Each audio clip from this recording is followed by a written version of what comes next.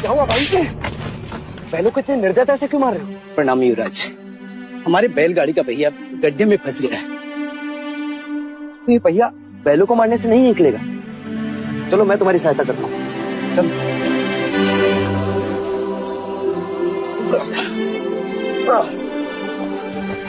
रुक जाइए युवराज, ये आप क्या कर रहे हैं? सहायता। सहायता या पाप? पाप? कैसे पाप? क्या आप नहीं जानते ये एक शूद्र है और तुम ओछी जाति के युवराज को रोकते तक नहीं, दंडवत होके क्षमा मांगो युवराज से। ठहरो ठहरो, ये हमसे क्षमा क्यों मांगे? इसने आपको छूने का अपराध किया है।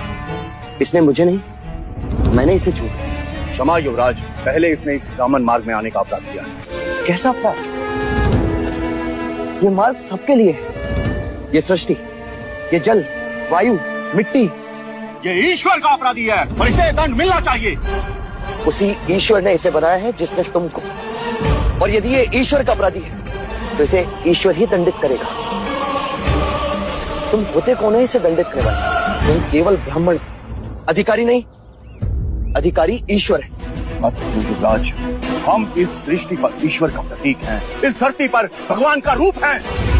केवल हम वेदांती पूजा पाठ कर्म से पुण्य के अधिकारी हैं, पुण्य के। यदि ये सत्य है तो कर लेते हैं तुम में और इसमें तुलना। इस धरती पर भगवान का प्रतीक इस फंसे हुए पहिए को बिना हाथ लगाए निकाल सकते हो? आप हमारा अपमान कर रहे हैं युवराज। अपमान तो आप इस मनुष्य का कर रहे हैं। मत भूलिए युवराज, आप धर्म पर विवाद कर रहे हैं, धर्म पर। मैं मनुष्यता को बचा रहा हूँ विप्र। विवाद धर्म पर नहीं, धर्म के नाम पर उठ रही घृणा पर। धर्म की सार्थकता संपूर्ण मानव जाति को एक करने में है, उसे जोड़ने में, न कि तोड़ने में। हम कहते हैं कि हम सब मनु की संतान हैं, ब्रह्मा के वंशज। क्या कभी आपने शंकर की जाति को पूछा है?